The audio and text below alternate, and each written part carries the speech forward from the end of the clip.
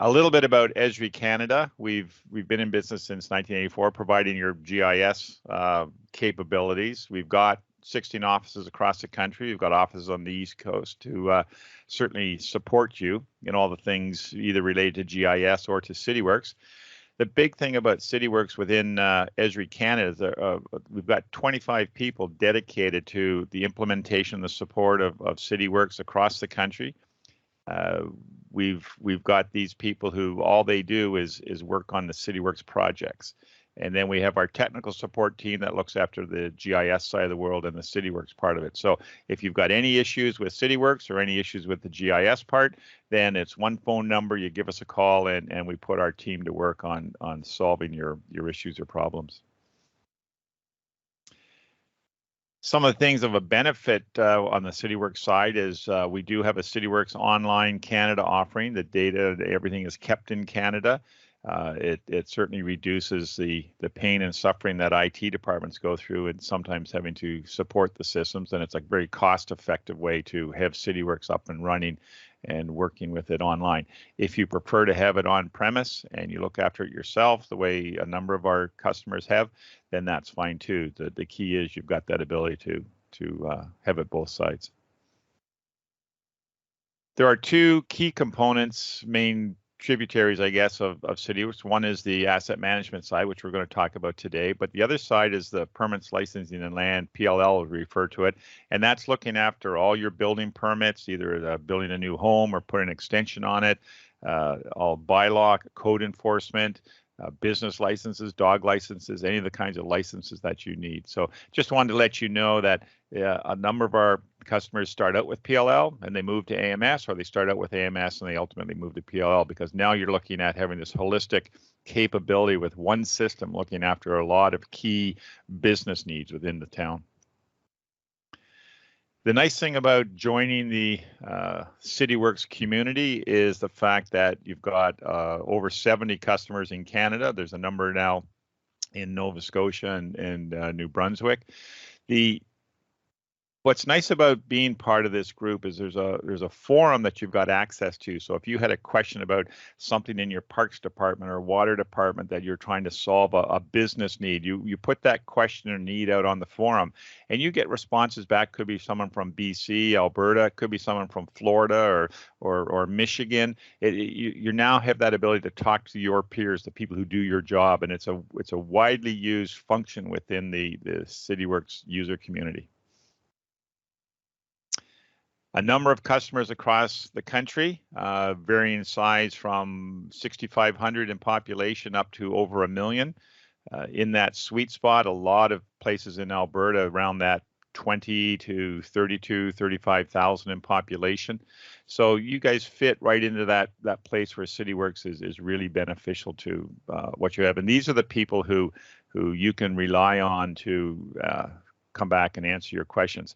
In fact, this October, we're having our second virtual Cityworks user forum where all of our current customers come together, and we'll be doing some presentations on the roadmap for Cityworks and some customer presentations on how they're solving some unique problems. So it's a very active group that we try and make sure that everybody gets in touch with each other, and we're looking at having an Eastern user group and a Western user group, and then we have this national one. So there will be opportunities to meet with your peers.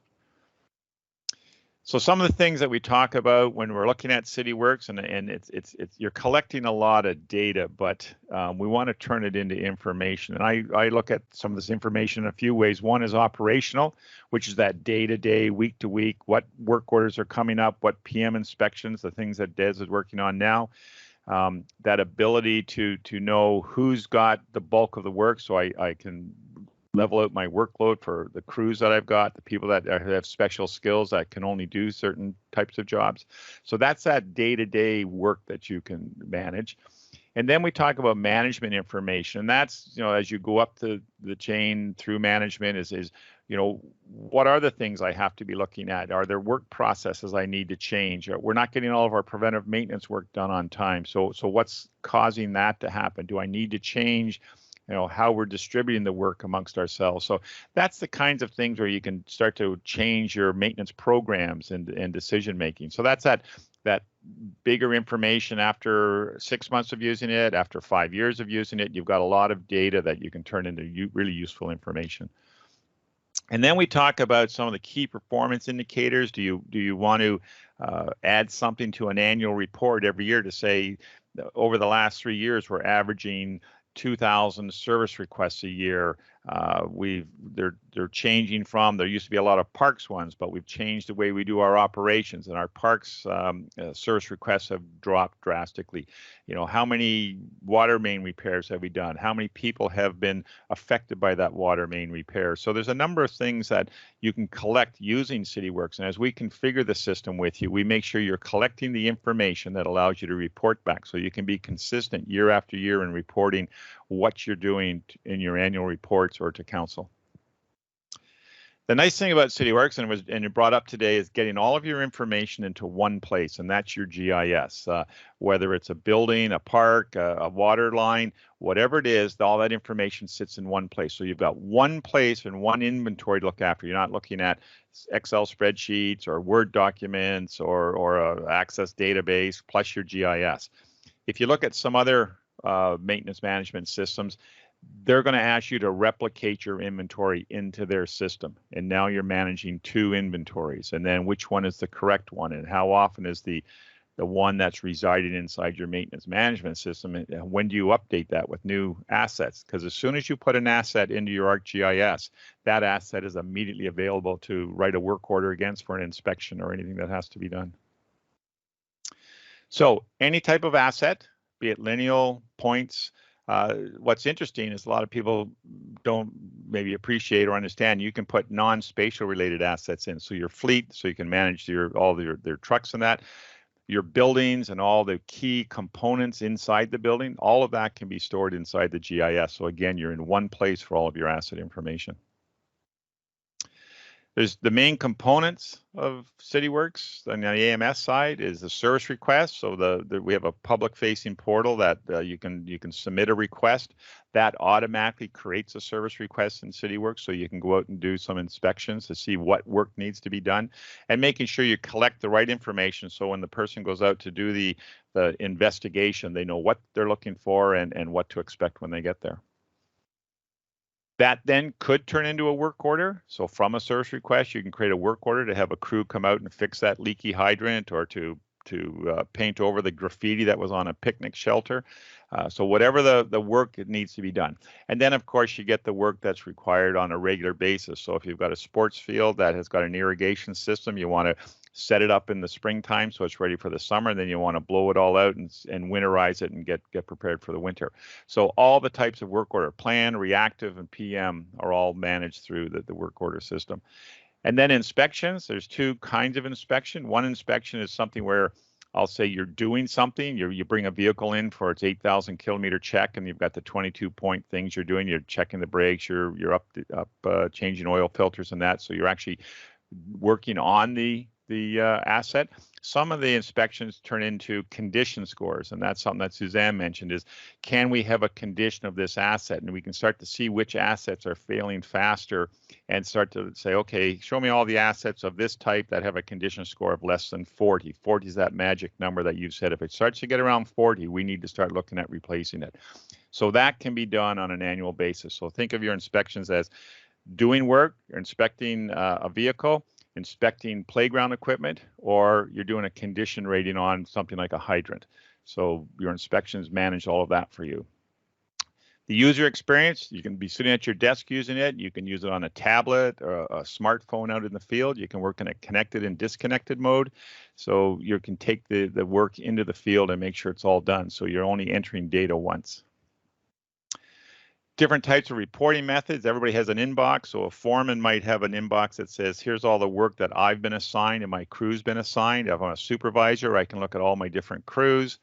And so each inbox is specific to the person that's using it. If I'm a tradesperson and I've been given a job, I can look at just the jobs that have been assigned to me. I don't really worry about the other 5 people working in my area. And then we have traditional reports, and Christopher's going to go through this and show you some dashboards and analytics, because you really want to turn this information or this data into information.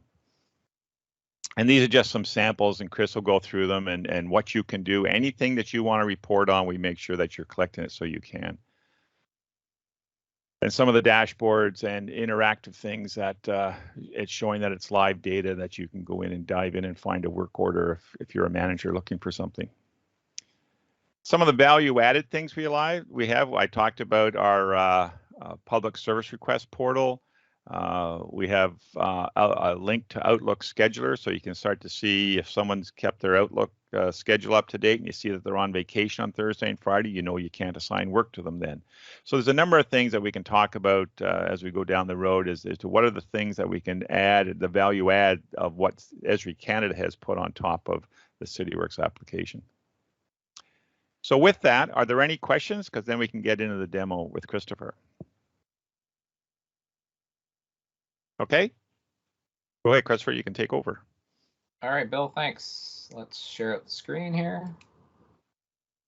And I'm just going to move a few applications around here.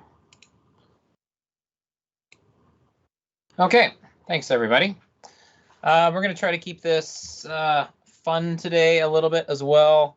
Just don't let me talk for an hour and a half and keep you bored. At times, if you want to ask a question, please just come in on the mic. You can also use the Teams raise hand feature if you have access to that and want to do that, or even use the chat functionality in Teams and leave a message there. I do have the ability to monitor that on my second monitor, and Bill will be taking a look at that as well from time to time. So let's just start off with a Cityworks orientation, get you used to what the application can look like and some of the language. So Cityworks is a web-based application. It requires no desktop software to be installed in order to use it. That means it's highly portable in your organization and can be used in a variety of different ways and on pretty much any kind of device that has a network connection there. So here we're on the login screen, and a couple different ways to log in. We can use built-in usernames and passwords. We can rely on the Microsoft Active Directory in your environment to know who's already logged in on a computer and allow that individual to log in quickly. We can also use our Esri identities. And for this first demonstration, I'm going to do that here now, where I've actually been redirected. And if you see in my URL bar, I'm no longer actually on my Cityworks site anymore. I'm on arcgis.com. And I'm going to use my Esri identity that will then authenticate and push me back over to my Cityworks site. This is helpful because it allows you to have a single identity to manage all the different resources that an end user would have access to. Cityworks being a GIS-centric piece of software means there's a lot of map services. There's a lot of resources it's going to have access to, and that often is managed by your identity. So why not bring those two together? So here's an example of the Cityworks application. This is our responsive HTML5 version of the application, fully compliant with the latest web standards, really easy to work with, comes with a lot of different color themes for folks who want dark mode or slate or monochrome. It's very, very flexible. The inbox dashboards are configurable based on users. They can be shared across the organization. So here we're seeing a list of service requests that are open versus all the service requests in the system, which work orders are in progress, what's been completed. And the great thing about Cityworks, we already saw this map just a moment ago, is we can see any of our content, our work activity. So none of these are assets per se, but service requests on the map. Now, I'm going to give some thanks here to the city of Kelowna in British Columbia. They have given us a copy of their data. They are a Cityworks customer.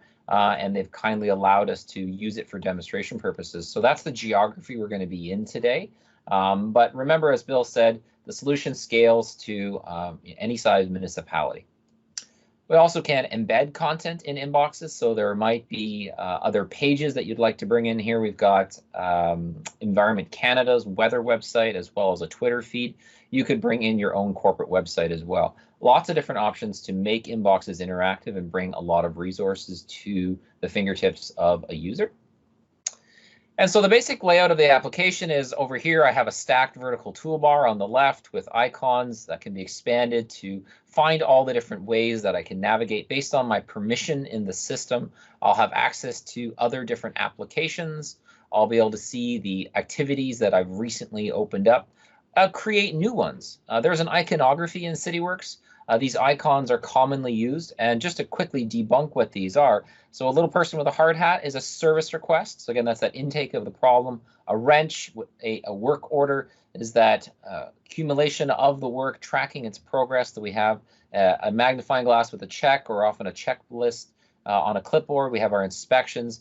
And the last one here is EURL, which is a way of taking our data from these work activities and actually using them in other Esri products like ArcGIS dashboards or web maps. You might even have a public-facing map that shows the public where all the current problems are that have been reported by the community to build transparency with municipal government, and as well to make them aware that a problem has already previously been reported. That's one of the ways you can use the information in Cityworks to further influence decision making. So I'm just going to go ahead and collapse that, and let's take a look at our map. So here in Respond, we have a map that is available, and our work activities would open up here on the left hand. I can also maximize my map and just fully interact with the map only. Got a set of tools here across the top. I'm going to go ahead and zoom into some further asset information as we scale in on the map. We can start to see some of the infrastructure coming up. We're seeing our parcel fabric. We're seeing an Esri provided base map in the background from the Community Maps program, a really excellent way to bring in building footprints and information that's already out there in a verifiable and maintained GIS. It's a great resource that becomes available within Cityworks. Then we can see our dynamic business data on top, our asset infrastructure. So I can always open up my legend, and I can take a look at the different map services that have been made available to this end user. And so I have a few different maps in this role. I'm logged in as myself, and what's been made available is based on the permissions and security that's been set up for my user. Chris, we've got one question. Yeah, go for it, Bill. Our internal GIS data is all through Portal, so can we log in using our portal? Absolutely. Yeah, that login page that I showed the very first time, that is supported against ArcGIS Online or Enterprise Portal. And Enterprise Portal is definitely a great way to go as well. And Portal actually is part of this next demo, because actually on this map is a web map that's hosted by Portal. And so this hydrant that I'm actually clicking on now is not a traditional ArcGIS server map service. It's actually a web map, which allows us to have custom pop-ups, a really nice interactive way to, as a data custodian, make sure that your users have access to the most important asset information quickly. So here I've slimmed down the attributes. So in the asset register, there's probably 100 attributes, but I don't need to show the end user everything. They just need to know, what's the ID? Where is it? Is this an active asset? Once I get there, how will I know I've found the right one? What color is it? What make, model, manufacturer? What are the attributes about this that really makes it unique? Other things that we can bring out are performance characteristics or information about the asset that may actually be collected as part of ongoing activities in Cityworks. Things like pressure, the static pressure of a hydrant, well, that can be collected as part of an inspection. And then with each successive inspection, that history is stored in Cityworks, but the latest value is written back to GIS so that at any one time, if someone clicks on that hydrant, we have up-to-date information about how it's performing. Do we know, is it draining? Is it actually in operation? Is it a high pressure? And so forth. We can bring some of our asset management data in here too with calculated fields based on arcade expressions where we know the date this asset was installed. We know what its typical life cycle should be. And then from there, we can determine how much of its life is still remaining. Other maintenance information from inspection programs could be shown here as well in terms of, does this asset have any defects that have to be rectified yet? This one has been noted as it requiring paint. We can link out to other Esri applications like ArcGIS Collector. This is especially helpful in mobile context where now you can perform asset attribute edits, even moving geometry if necessary, and support for enterprise geodatabase attachments. So here we're able to see this exact hydrant on the map. So that's just the use of our asset register within Cityworks. The one thing we really want to start to look at too, as I select this next hydrant down here at the intersection, I'm going to go ahead and just open my panel side by side. Let's look at some of the details for this selected hydrant. So the information's come in here now. I'm going to go ahead and select it, view its details. And now I can start to see in a pivoted way all of the attributes. And if needed, I can be granted permission to edit these from within Cityworks. So another great use of the application that end-line business users have the power to keep their assets up to date as they perform work in the field, as they're ground truthing, they can update this information. Now, on the right-hand side here, we're actually starting to see some other calculated information that Cityworks is collecting based on the work history of this asset. And that's truly a new data set that Cityworks is responsible for collecting. And it is stored in an application database that is unique to Cityworks. So this information isn't stored in your GIS. Cityworks has its own entire database that stores all this information. So based on the work orders, we know we've already spent $1,300 against this asset, and around 25 labor hours have already been expended. And we can further drill into that by looking at the work summary. So from the work summary here, we then can see an overall global feed, but then that's broken further down based on open and closed work orders and open and closed inspections, as well as any cases that might exist in the system. So here we can see the different cost for the different work activities that this hydrant has already gone through: flagging, painting, repairing, a major rehabilitation. And we can see all of that. And that's great awareness for folks like you, Wes, who's on the call, where before you send a crew to a job, you can very quickly select an asset and say, what's happened to this asset before? Are there any open activities that I should be aware of before I send a crew to this asset, that we likely need to finish up that job before we start on something new? Or is there a conflict of interest there that we really need to be aware of? I use this all the time for supervisors at Kitchener, and they wanted to know before they went to, say, a sanitary sewer backup. Well, has that happened before at this property? If it happened before, what did we encounter? Was it tree roots? Was it a collapsed clay pipe? Or was it a blockage that was on the customer side? And we might be encountering another visit when we're freeing up a blockage that yet again is as a result of the customer on the customer side and their behaviors within the home. That type of information can be stored with a work order. Very insightful, very helpful. So I'm just going to park it right there for a second. Are there any questions that have come in further, or anything verbally people want to ask?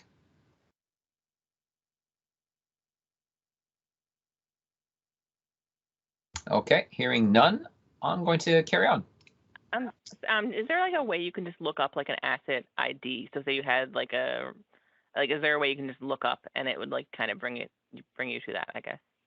Yeah, there's a full search query system here in Cityworks as well. So I can do that. There's so many ways to search. So I can come in here, pick my feature that I want to query against. I have a full list of all the different assets, right? So I might filter this down to hydrant, choose my water hydrant.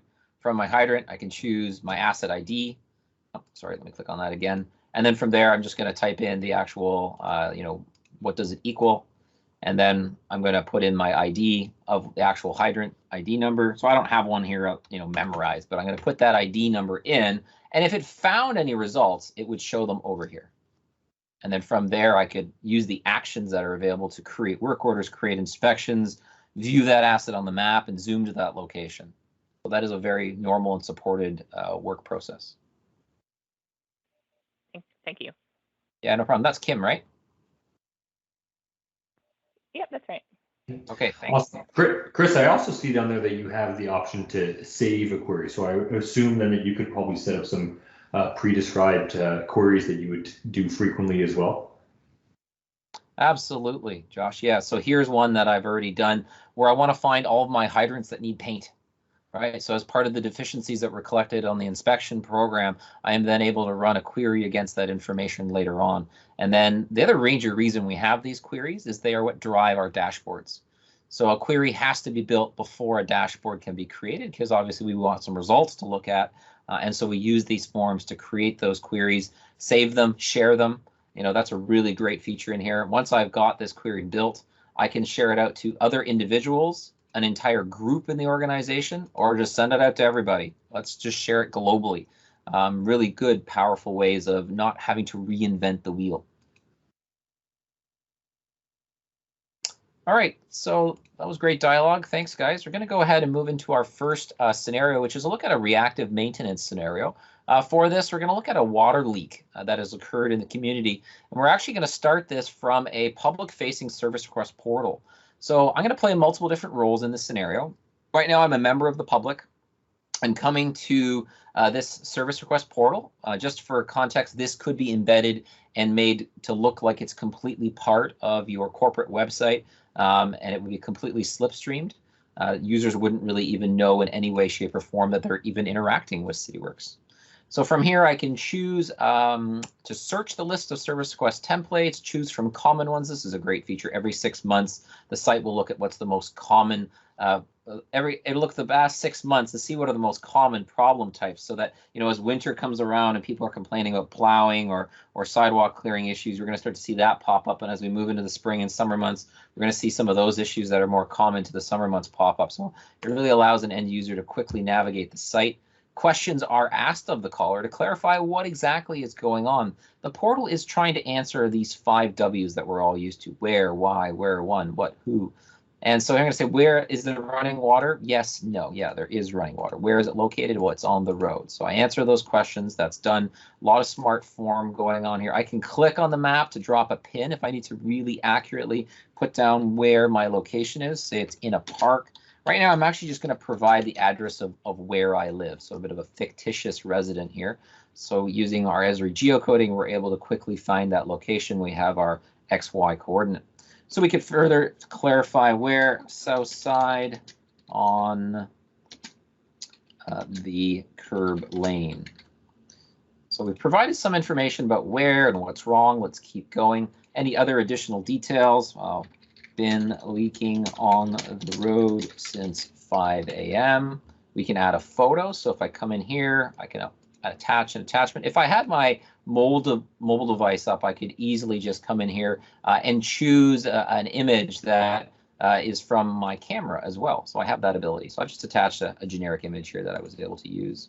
I'm seeing on my last page here now, before I submit everything that I've already added for review. Lastly, I kind of have to provide my information, so I'm going to go ahead and do that. I can provide a phone number if needed. If I ask for a follow-up call, though, phone number becomes required. So I'm also going to provide my email address to the city because I want to be kept up to date about this issue, and Cityworks is capable of doing that. So at times, we're actually going to jump over here to my email address, which is being used for multiple people in this scenario. So I'm using it now to play a resident, and this same email address will actually receive some emails from different employees that are involved in this scenario. So I'm going ahead, submitting my problem to the city. It's processing that. This is using the Cityworks APIs, which is other application programming interfaces that allow us to do standard custom development. We can see our service request ID number back from the system with a green bar. If we encountered any kind of error, there'd be a red bar at the top, and we would know that. And we can always come back here later on and check on the status of our request to get an update. This would save a phone call into the organization to get an update of, you know, when is my water service going to be rectified.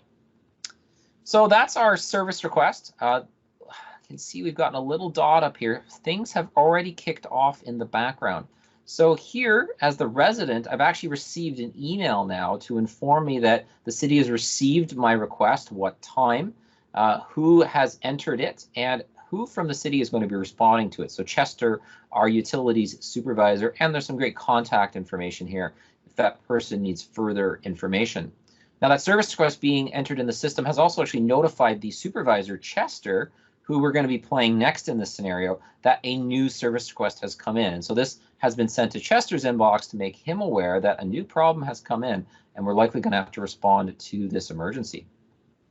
So let's move over to the work order now. And so I'm going to log in now as the supervisor. So here I'm going to have slightly different inbox experience than what you saw earlier when I actually logged in as myself. Right off the bat, I've got a feed of my service requests. I can see all the open ones and the ones that have been submitted online separately. I can see my 793, that's that service request we saw come in earlier. I can go ahead and open that. And this is going to contain a bunch of default information. It's going to contain as well stuff that I can override and change as necessary. It has automatically, based on the template of this event, sent it to one of our operators, Marcus, and he's going to respond to this. That's actually the next role that we're going to play in this scenario. We can see that the priority is high. You know, I might feel like this is actually an emergency based on what I know is going on in that area and my assessment of this. So I might go ahead and save that change just so that others are aware that this is a higher priority. I can see the comments in the service request here, and those include the questions and answers that were provided earlier, and all that information that's been captured on the process so far, who called in, where this problem is. If I open my map in Cityworks, it'll automatically go to the location of this problem. I can now see all of my infrastructure. We've actually got a dynamic layer here on the map representing Cityworks work events. So that's what this little yield sign with the exclamation mark is there. That's an event layer. One of the great features of Cityworks is that we can actually take our work activity and turn it into dynamic GIS data. And so at any one time, when the supervisor is looking at their map, or an employee or a manager, they have situational awareness of what's already going on in the system. And I've done things before with past supervisors at Kitchener where, like, I set up multiple layers so they could even see the same symbol, but maybe it was 3 different colors. You know, one we haven't responded to, one we're in progress, and one we're basically wrapping up in closure. And so even there, they can have multiple work event layers that allows them to see the progression of tasks as the staff are completing them live on the map. And then as they are completed, they drop off and they don't show on the map anymore. Pretty cool feature. So one of the things that's happened in the background is this service request has actually automatically created a related work order for us based on a rules system in Cityworks that allows us to auto-generate work activities. Great way to save time. Based on the issue here, we knew we were going to send staff out anyway to go and investigate. You know, it might have actually just been somebody draining their pool. It might have just been ponding on the water. But either way, we know we're going to send staff out. So why not auto-generate the work order? We know it's going to be about an hour of somebody's time to get out there, assess the situation, listen to the pipes, make sure there actually isn't a leak. And so it's great that we still have that work order already available. So just to open that up here, you'll notice that the screen sort of changed colors at the top. It went from a yellowy orange to a red. That is to thematically render so that the user is aware that they're on a different work activity type. Now, a work order has a whole lot more going on with it. We introduce, scheduling, projected start dates, actual start dates, completed information, other related work activities potentially like inspections. Maybe multiple people actually called in about this service outage that's happening in the area with water. And so you could actually have multiple service requests all related to one work order as you work to resolve this issue. So we have our location information carried over from the actual service request. And from an asset perspective, we know this is going to go to our water pressurized main. We don't actually have an asset attached yet. That we're going to leave to staff in the field, though theoretically I could do that right now.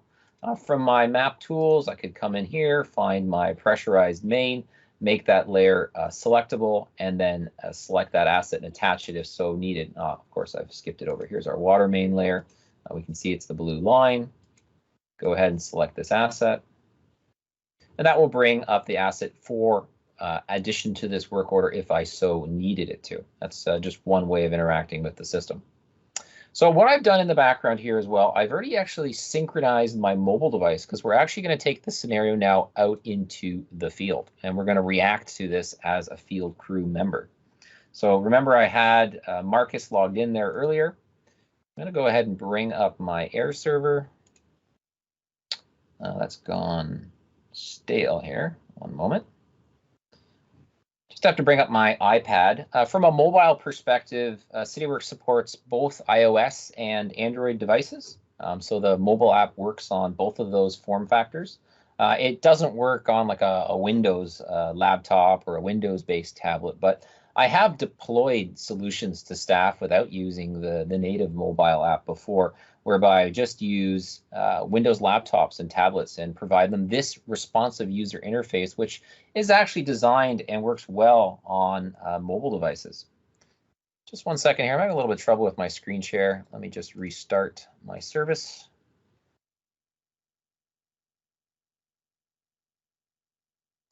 Okay, let me try this again.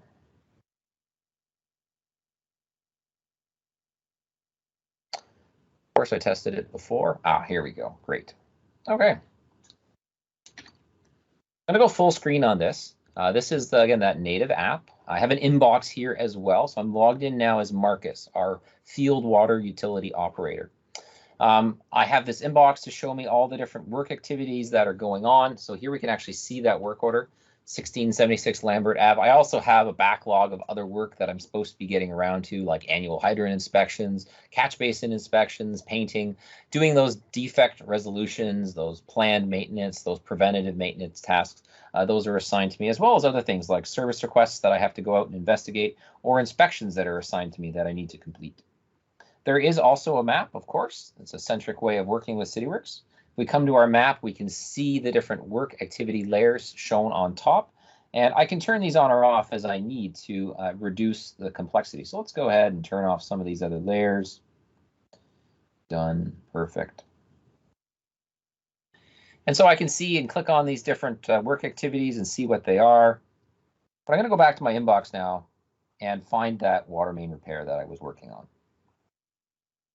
So here I'm actually on that. I can again click on this map icon to bring myself right to that location as necessary. My responsibility here first with the map is to select that asset. So I'm going to come in here and make the asset. So here I'm actually, my role here is to work on not just pressurized water main systems. I'm a utility operator that works on storm systems, sanitary systems, the whole ladder. So I'm going to go ahead, turn on my water bin layer for selection. Go ahead and use this, select that, great. Drop back to my work order. I'm going to come into my assets panel and say, yeah, let's add the asset from the map. And you can see here now the asset ID has been linked onto the map. I'm going to go ahead and say, yeah, the work is completed. We kind of have to fast forward here and use our imagination that time has gone by. So when I arrived on site, I actually came in here and logged my start time.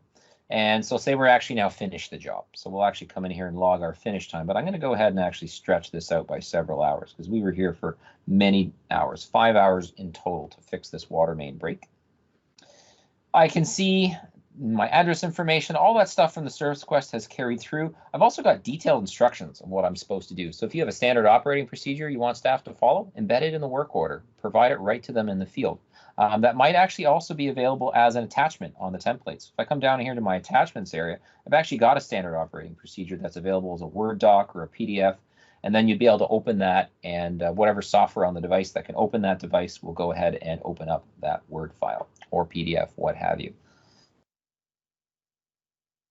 All right, so one of the things I need to do here now is start tracking costs. That's a big part of what the work order allows us to do, is coming in here into our labor area. Now we can see there's no transactions. I'm working on a crew today, and so I'm actually in the utilities crew. And so we actually were all here for 5 hours today. So I'm going to go ahead and say 5, add to all, and that all 5 of us will get charged for 5 hours. Now we have multiple tasks on this work order. This is for demonstration purposes, just to show you that a complicated process such as a water main break can actually have multiple different players involved. So right now we're actually the repair asset group, but someone else has already been on site, performed utility locates. Somebody else has also been out here for traffic control to put up the signs to show that the road is closed for an emergency and only available for local traffic if you really need to get to your home. So we've got that covered. I'm going to say that's done now. And we could have tracked this as overtime, double time, shift premiums. I've just put it in a straight time right now. I'm going to go ahead and log some equipment. So we used our excavator. So we had one of those for 5 hours. We had our utility truck for 5 hours.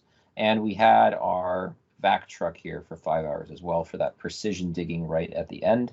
Go ahead and say again, this was for the repair asset task. Done. Those are logged.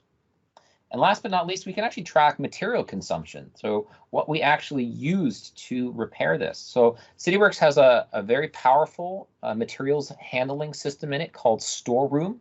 And there could be multiple storerooms that are used in the organization. So like a master stores facility, or even the vehicle that I'm driving could have material on it that I want to track and basically debit and credit the quantities of that as new stock is issued to the truck and consumed through regular day-to-day business.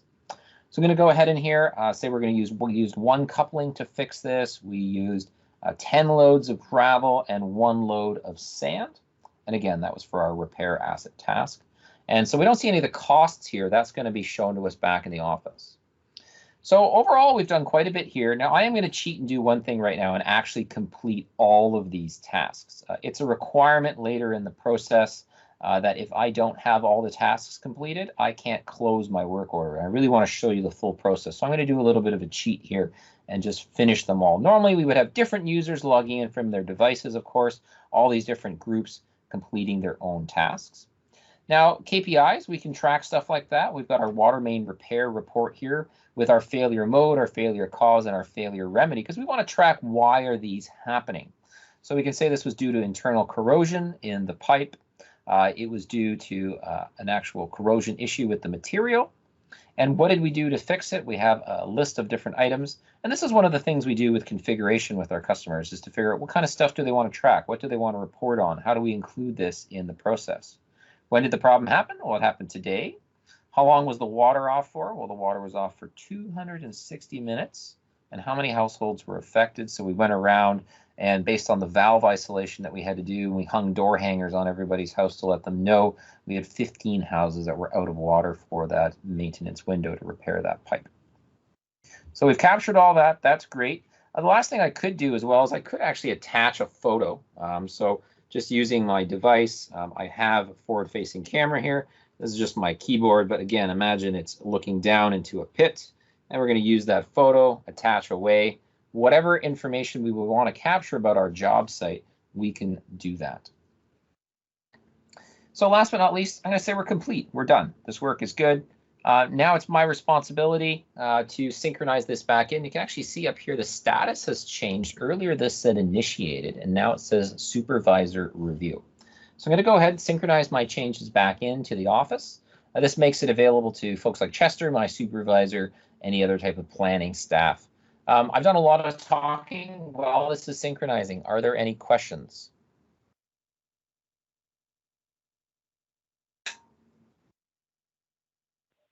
No, it looks extremely comprehensive. Obviously we can like customize it to be whatever we would want to see. So yeah, it looks really good. You got it. It is very comprehensive, and you know it's actually simplified as well in the field. You know, users only see what they absolutely need to see. Here's another great feature. You remember how earlier on the map we had that icon? Because we've completed the work order, it is now no longer part of my to-do, and it has actually been removed from the map. That icon is gone, as well as from my inbox, right? So I come down to the bottom of my list here, there is no more water main repair. I can go back to my regular business in the day and get some of these annual inspections done that I really need to complete. Some of them are actually also in the future. You'll notice some of this work, I'm not expected to do that until next year. And so it is possible to do that planned maintenance well out into the future and have it available for end users. And you can even customize this inbox feed to specifically show it in different groupings based on how you would like it organized. I have it right now in one big sort of fire hose approach, but I've done it for different programs, say like with the storm sewer guys, I did it where I separated their regular catch basin repairs from their inspections. And when they had time sort of at the end of the day, rather than sitting in the truck and fudging the numbers, I said, hey, why don't you use that last 45 minutes of the day, get out there and do some of these preventative maintenance inspections for us, because we badly need some updated GIS attribute data on those assets. So they would do that condition assessment, but at the same time, they would actually update GIS attributes for those assets as they went. And it was great because they could always see the progress they were making because there was less and less on their map, less and less in their inbox. All right, so let's get rid of our mobile device, come back over here, and let's refresh. While that refreshes, let's see what happened in the background from our email perspective over here. Work order emails have been sent out because work orders were created, they were assigned, and they were updated as well. So all those different events can have an email trigger attached to them, and a template can be added. You can use a simple email body like this, or you can use a complex report that then attaches as a PDF. It's really just a configuration choice. And so that's just an example of some of the intelligence within Cityworks' configuration for this scenario. Okay, so we're back on our work order here now. We know where this is, so why don't we just go ahead and close the map for now. We can see that the status is on supervisor review. That's great. If we had added any comments from the field, we would see those. I didn't actually add any comments, but they would be available. Our details are starting to show, and that includes things like our cost center. So we're doing our financial tracking in the background, but we can see our labor, material, and equipment costs are available here. This is the high level. I can always add costs if I need to. As a supervisor, I have that ability.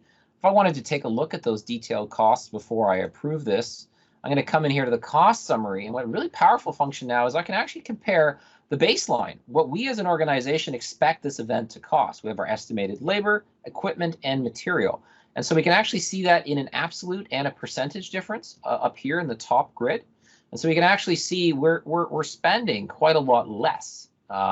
So the percentage difference is quite good. We're in the negatives here. So this event has actually come in well under budget. We spent $1,400 in total, but we estimated on average these water main breaks cost us $4,000. So this is the asset cost summary page here as a result of this work order. So one thing I want to just direct your attention to is, we're kind of done this main event, but there's still restoration of the landscape, boulevard and the road to be completed. I cheated a little bit and completed some tasks, but what I want to show you is, you'll notice right now by this wrench, there's a 0. I'm going to go ahead and close this work order. Any business rules that are in the system are being checked right now to make sure that the data that I've asked based on my configuration is present will be included. And so I've passed all my checks. If anything was missing, such as an incomplete task, I'd have to come here to my tasks page and actually see if there was one of these tasks that was in a status of pending still, and I'd have to go and complete that.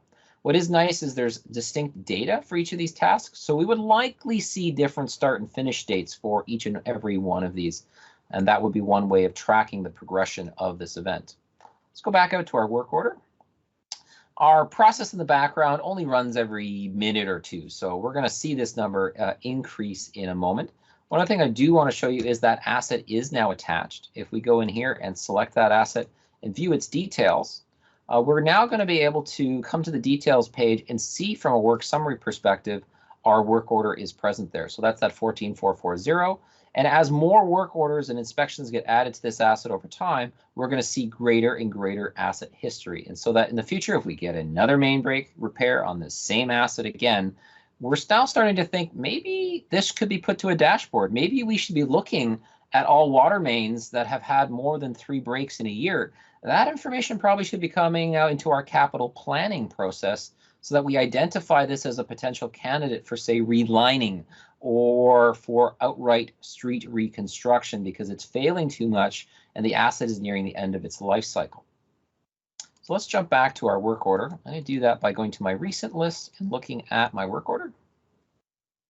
And now we can see the number here too. And so if I click on this for my related activities, we've actually got 2 child work orders. So the repair event is the parent. And these are 2 child work orders now that have been sent out respectively to Ricky, our roads foreman, to go replace the concrete curb and the asphalt road, and Edith from Parks to go out and do the landscape restoration of the turf that we dug up because it was very close to the curb lane there and some of the landscape was disturbed. So here's the power of an enterprise approach where rather than every group is in their own work management system, everybody's working in the same enterprise system, and as a result, there's coordination happening, which means a savings for the municipality. Now, the last thing I wanted to show you is thinking about our residents. They have actually received an email in the background now as well that the request that they originally submitted has actually been closed, but it's been resolved. So we've been engaging with our residents that way, but they could have also self-served by coming to the portal, coming to the page, putting in their ID number, their last name for security purposes, just this way so nobody can fish for information randomly. And they can see when was the service request investigated and what work orders were created, when were they initiated and finished to resolve this problem. So a great way for members of the public who have chosen to use this tool to continue to receive information.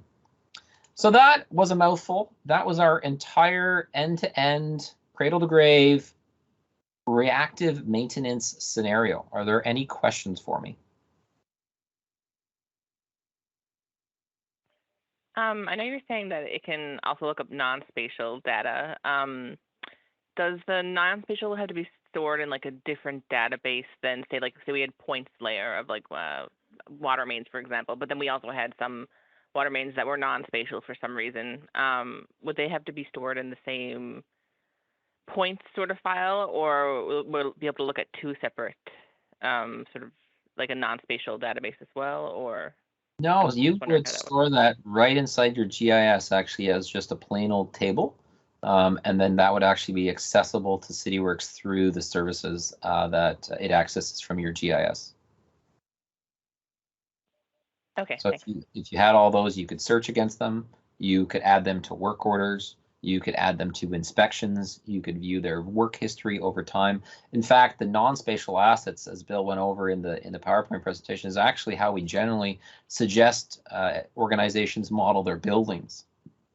Buildings are commonly shown on the map as a polygon. They have a footprint, but from a perspective of the actual items inside of them, those are more commonly seen as non-spatial assets. So I don't know if I have my building footprints on here. I'm logged in as Chester, so my map is more focused on utilities, right? I'm a little bit less focused on building infrastructure and all of that. So I don't think I have, other than maybe my sanitary pumping stations, right? So because I got a treatment plant down here as well. So there's another group responsible for treatment plants and all the different systems that are in one of those. I don't know, do you guys provide drinking water or water treatment?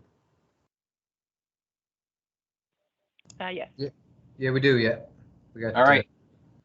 We have quite a few Cityworks users who are doing exactly all that plant maintenance, preventative maintenance, repair, reactive stuff, all in Cityworks. And again, they may have modeled their assets even spatially so that I could click on these different settling ponds and be able to actually look at the different digesters and all the different parts of the process and see, again, that work history and bringing all those work events back to the asset level. All right, let's keep moving along here. I got a planned maintenance scenario that we want to take a look at here. Actually, I still do need to be logged in as Chester for this. Let me go ahead and close down a few other things. So let's flip over to one of the other modes in Cityworks. It's called Office mode. So this is the oldest part of Cityworks, and it's called Office mode because it actually has the most functionality. The one that we were just looking at, Respond, is designed for mobile devices. It's designed for tablets. It's designed to be, fit on any size of screen, but it doesn't have all the functionality. It is designed to be lightweight and to be very, very fast. For Office is for staff, like our maintenance planners, asset management coordinators, administrative staff. Anyone who needs the full power of Cityworks might use Office. So one of the things I've done here in Office is I've configured a dashboard that allows me as the supervisor or maybe a maintenance coordinator to look at all of my sanitary gravity mains in the system and find ones that have never been flushed before. We want to have a planned maintenance program where we're flushing our sanitary mains to ensure that they're working really well. So I've got this dashboard that's showing me those items that have never been flushed. So we got 993 pipe segments. I can see them over here on this chart as well. These are actually interactive. So I actually wanted to see all my 250 millimeter pipes. Actually click on that chart. It brings me to the results of my GIS data that actually is the foundation of those search results. So I'm just going to go back to my inbox now. So I've got a bunch of different items on here. Again, I have a map. These inboxes are all highly configurable, really flexible. I love how much information can be brought to the fingertip and basically create an entire program from one page. Like the supervisor doesn't even have to leave this page to do the work that they need to do. We certainly can, though. One of the other things I want to stress is a really cool way of using our GIS is using attribute data on our assets to inform if maintenance activities have happened. So on my map, I have this map service. It's called Utility Maintenance Programs. And so we're actually using data from our sanitary mains to say, when did we last flush? And so based on a date formula, we can say, if we have not flushed this pipe in the last 2 years, make it show up, or 3 years, make it show up as green or red. Really basic, strictly binary way of looking at our infrastructure. And so very quickly on the map, I can start to see, where do I have pipes that have been flushed? Over here, we have some green pipes. Everywhere else is looking pretty bad. We're really far behind on our flushing program. So realistically, probably any one of these drainage areas, we could start to systematically work on them, get our crews out there with a vac truck and start cleaning out these pipes. So let's come down to this community here. Let's sort of carry on the flushing that was started a while ago. So I should be able to select all my sanitary mains here. Let's actually go ahead and select these ones over here as well. So even though I already have a selection, I can add to that. So let's do that. Let's get that pipe as well. So that's great. We've kind of got that whole system, everything going down from a gravity perspective. Oh, we've got these orphans as well. Let's add these guys. They can't be skipped from the party. Okay, so we've got 14 assets now. They're all shown on the map as red. Great. going to go ahead over here to my work order screen. Say I want to create a new work order. And it automatically knows I've selected those on the map. It knows that I got a sanitary system, that I got a gravity main, and then I'm going to pick based on the templates. And this is actually something that we do for our clients. Is a lot of people say, I don't know what activities we should provide for every asset. We've got you covered.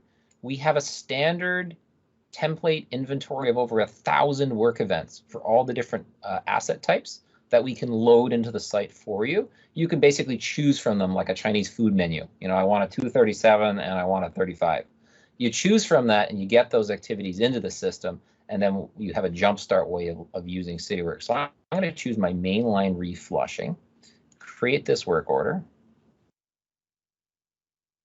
So this work order now is creating, I have one work order for all 14 pipes. I could choose to do one work order per pipe, but the crews are actually going to go out there and do these one at a time in a systematic way they know to actually complete these. So again, I'm actually logged in here still earlier as Chester. In this case, I'm going to go ahead and actually submit this out to my water utility operator. Again, Marcus, I'm going to cheat here and send that to him. So in this case, the submit to wasn't defaulted based on the template. And as a supervisor, I have to choose when this is going to happen. I'm also, from a scheduling perspective, going to say, yeah, you know what, it should start tomorrow. Probably from, yeah, you're going to probably start this at 9 a.m. And I want you to keep working on this until the 31st at 5 p.m. So that's my scheduling that I'm doing here right off the bat. So I'm going to go ahead and save that. That's got Marcus as well. I haven't provided an address. I certainly could do so. You know, I could say the Buckland Avenue area here, so I can go ahead and provide that. Buckland Avenue. So at least the crews have an idea of where to go. Instructions, follow our flushing SOP. And so they're going to see any of that information in the field now. So one more save, got that all done. I'm synchronizing on my mobile device. Let's see if we can just bring that back up. Excellent. Okay, great. We can actually see that work order just snuck right in there. All right, so, you know, obviously we're going to get out there. We're going to start working on these assets. Again, I can use this to get myself right out into that area. This is the point that's represented on the map is a centroid of the area, right? This represents where we're going to be working. It's not the actual assets themselves, but I can use my work order and open that to actually look at the assets that are attached and view the attributes, view them on the map as necessary. Now, one of the nice things is we're probably not going to finish this all in one day. So I could search by a critical attribute information on the assets or their IDs, maybe a street segment that they're named. But I can actually come in here and complete the work one by one, right? So I completed a few today, but I didn't complete them all, right? So I have that ability to come in here and track at that level. So that's really nice, right? And again, I could track all my labor, material, equipment. I'm not going to show you that a second time because we've already done that before. We'll notice here one additional feature here. We are tracking this work order against a project, which is a feature of Cityworks where we can take service requests and work orders and align them underneath a project. That project can be one of many, many things. We're going to talk about them a little bit later. And let's, last but not least, populate our flushing information here. What kind of materials buildups did we see? Well, we saw some evidence of a fatberg. Done. So we captured that information. We have attachments as well on here that are actually links that are available that a user could open up for any safety information that they would need to have access to as part of this work. So I'm going to go ahead and complete this and synchronize back into the office. So again, we have to use our imagination a little bit here. This took the crew days to finish this, but we're sort of accelerating this for demo purposes. Okay, let's leave the mobile environment. Again, all sorts of emails will be firing off in the background. So over here, we've had an email to let Marcus know that he had the work order. It looks like in the background, somebody else is doing some HVAC repair. Landscape repairs are done now over there. So things are happening, and that's really great. Okay, so let's refresh our work order. We should see the status come up to date. It does. It's now back to supervisor review. We can see any of the assets that have been completed are now in a bright red color. This is looking really great. So one of the last things I would want to do is make sure we have an actual start and finish date. And what I want to draw your attention to is each one of these Assets has an attribute. Let's find it on here. Last flush date. Okay, so see that right now? Variety of data. Some are blank, some are 2019.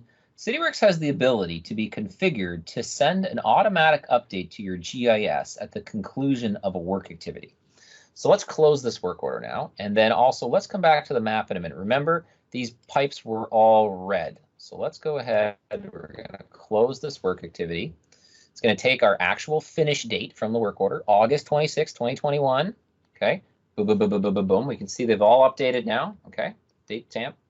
And now if we come back to our map, all those pipes are green now because our GIS inventory is only one inventory. It's up to date by the second. As changes are made, the map can show that same information. I really love how great and effective this is for field crews.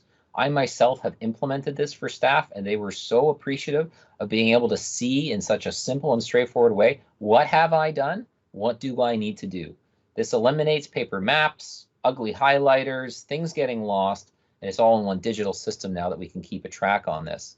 And coming back to our inbox now, as we do more and more of this work, now we see that number has started to come down from before as we bring down more pipes that have never been flushed before. Now, in our case there, only 3 of the pipes had never been flushed, so we were at 994 before. Now we came down to 991. Some of them have just had a new flushing date applied to them. But we could add any type of KPIs to this dashboard as needed to understand what's going on, see any of the active flushing work orders that are open, that our crews are responding to, as well as any that are waiting for me as a supervisor to review. So let's do one last little switch over here and look at the project in what's called OpEx. This is our operational experience application, and it allows me to look at a specific project. So if I open up my 2021 sanitary main flushing program, from a project perspective now, I can see all the work orders that are part of this project and my total cost to date of $3,700 for this program. Because I have multiple work orders, a project is a great way to roll up progress and to roll up costs. I have an allotted budget of $150,000, and so I'm sort of trying to see as the season progresses, you know, what assets have we done? So there's a roll up of all the assets from those work orders here, and there's all that roll up of all the costs. And if those templates included estimates, I could actually view my costs versus my estimates and see my variance for some pretty powerful integration. As well, if this was being done by a third party as part of a contract, I could actually see the contract that this was being done as a part of. All right, any questions around this planned maintenance scenario that we just came through? For where it updates the GIS, I'm just wondering, we store our GIS data in like a SQL server, so like, does it matter the way that we have stored our data for the updates? No. No, Cityworks will go through the... I really like that because I'm the one that has to update everything, so it'd be cool. No, stop doing that. Just get Cityworks. You know what? You could be doing so much more higher value effort. You know, I loved giving staff this ability, especially from the guys that were there for like 30 years. I'm like, Chris, I wrote this down last year that this hydrant's supposed to have the closest address of this, and nobody ever changes it. Why does nobody ever look at my record change forms? Well, because the poor person who's in charge of that has paper that goes as high as the ceiling in a 30-foot shop. You know, let's give the field users, you know, that ability to update the information where possible. Like from that mobile app, I can actually launch out to things like ArcGIS field maps, right? I can launch out to native Esri apps that are on my device. So here on my device, I've got all my other Esri apps. So I can use things like Survey 123, Field Maps, Collector, Quick Capture. I can use all those different other apps to interact with my GIS data. But the other scenario we obviously showed was just let's automatically update it, right? Like if it's a general rule, let it be a general rule. Okay. Thanks so much. You're very welcome. All right, let's move over to one of our examples of a preventative maintenance scenario. We're going to move into our fleet area briefly here. Look at how Cityworks can support our fleet supervisor, Bruce. Now, we don't need the map. He deals with everything completely non-spatial. The vehicles are a really important part of the fleet. Got over 800 fleet pieces of equipment here in the Kelowna site. Really big number of fleet. So if we actually come over to one of our dedicated pieces of value add software, asset manager. We can interact with our fleet inventory. This gives that individual the ability to actually work with the inventory without having to leave Cityworks, without having to use the precious time of a GIS technician up. So here's our fleet vehicle. It's actually a fire truck. So I can go ahead, open up this asset. I can see all of its attributes, which I can edit. I can see an image of my fire truck, as well as any work history, inspections, and work orders against this asset from one view. It's actually 39 work activities against this, going way back to support the fire department in the use of this vehicle. Now, fleet vehicles get more interesting than that because we can actually drill down into the vehicle and look at the respective components on the vehicle. So here we've actually got two different suppression supply pumps. Let's look at the attributes. We've got our first supply pump. We're going to replace this pump today. We've got pump number 2. It's been in service since earlier this year, but pump number 1 now needs to be replaced. So we're actually going to mark this as out of service or removed. And so we'll update the status of this. This one's been removed. It doesn't exist anymore. We pulled it off the truck. Okay. Let's create a new asset. So this is a non-spatial asset that is related to this fire truck. This is all stored in the GIS. There's no other database involved.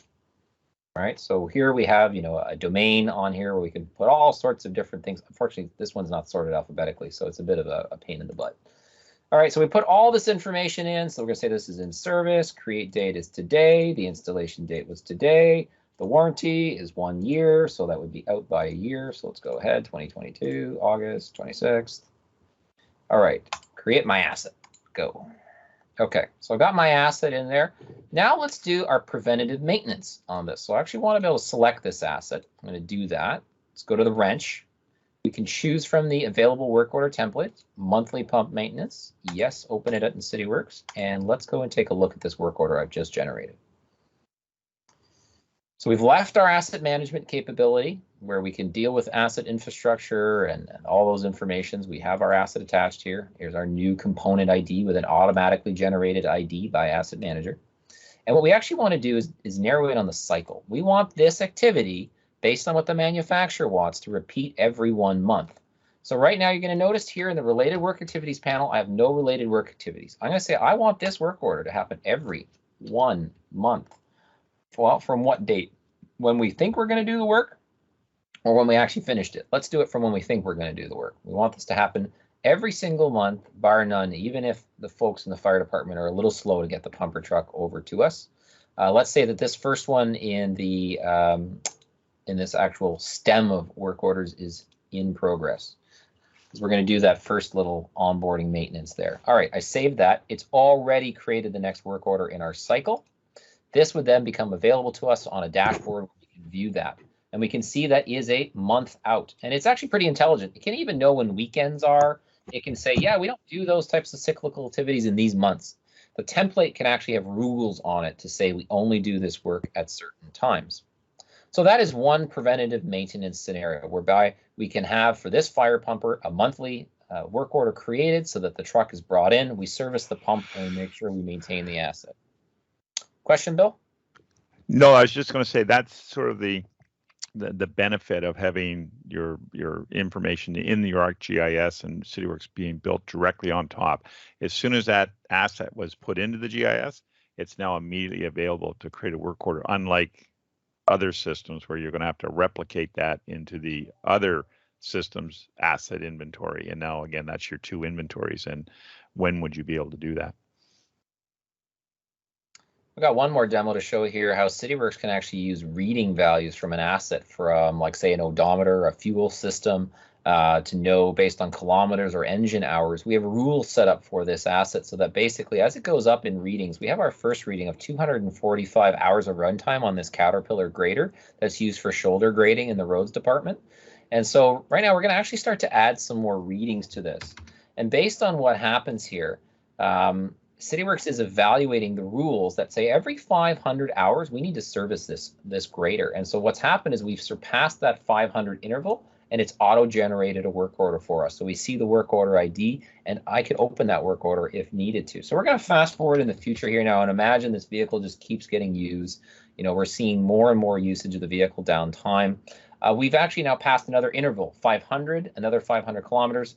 500 hours, pardon me, but we've now reached a milestone where the manufacturer says, no, we need to do a little bit more maintenance at the 1,000 hour mark. So it's your regular 500 intervals work plus a little bit more work. So it's a special kind of work order. And so the work order here for this one would actually be a different template than this one based on the fact that we've reached a milestone. So I'm going to keep going, fast forward here a little bit just to show you what would happen if we added more usage to this vehicle. We're now at 1,400 hours. We haven't passed an interval. We haven't passed a milestone. Nothing happens. More data flows into the system. More readings are brought in. Now we can see we've passed another interval, 1,550.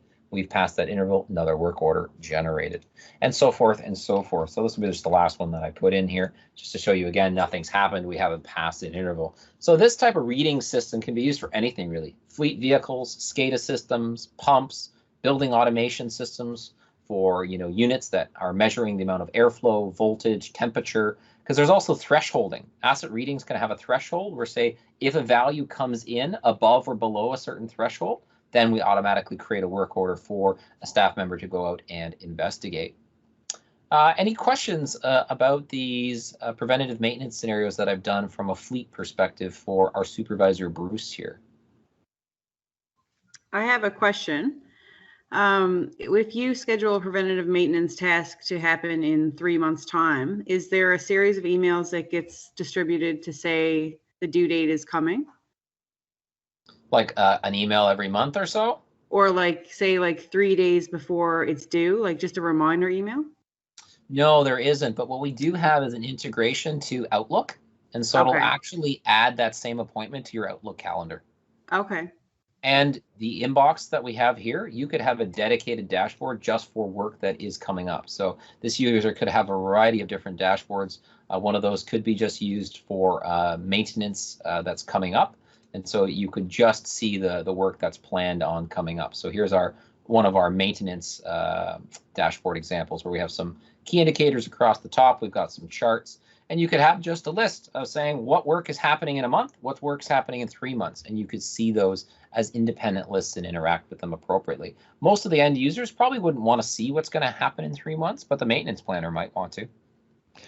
And it's also used by supervisors to say, show me all the inspections, preventive maintenance work orders due within the next, I'll say 3 weeks, because they may look at that and say, okay, I've got to make sure I've got these valves and gaskets and whatever pieces or parts need to be replaced on this particular type of inspection that's being done.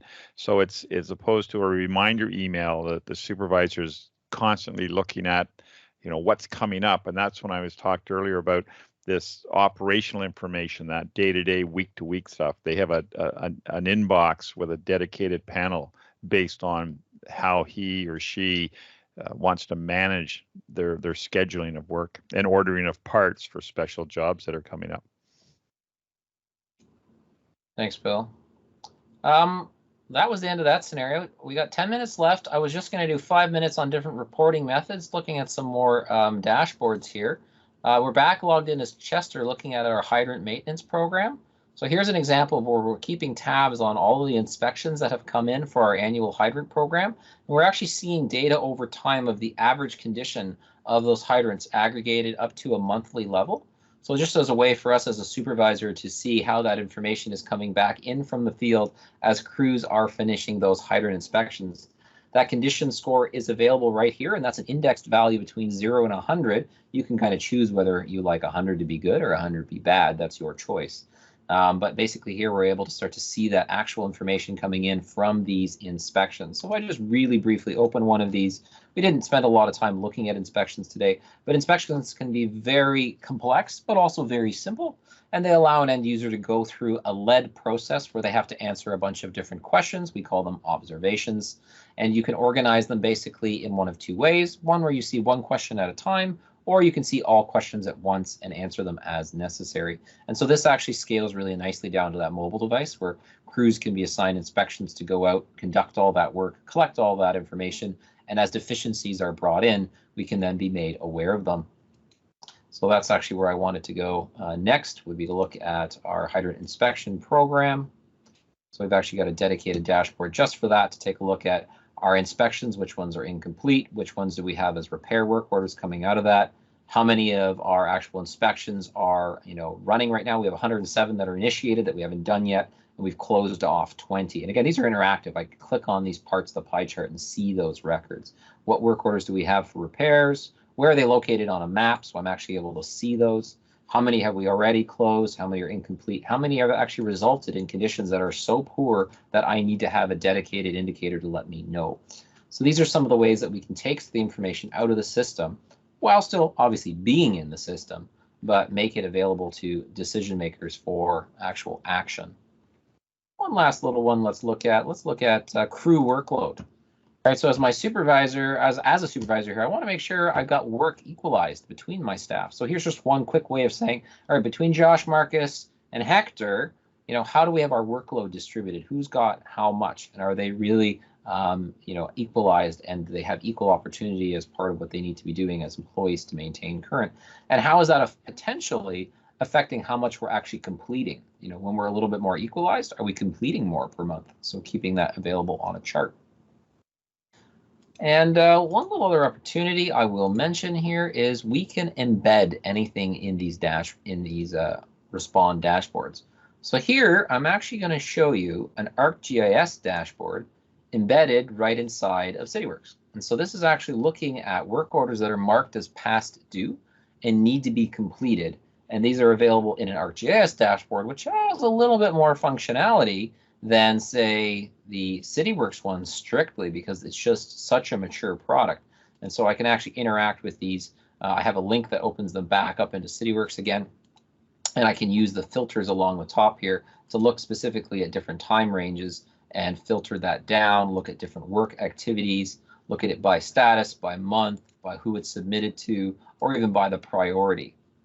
And I've got a couple different gauges and indicators here at the top. And again, this is all provided off that service I talked about earlier called a EURL, where data is shared from Cityworks, can be consumed by Esri products and shown again and reused for other purposes.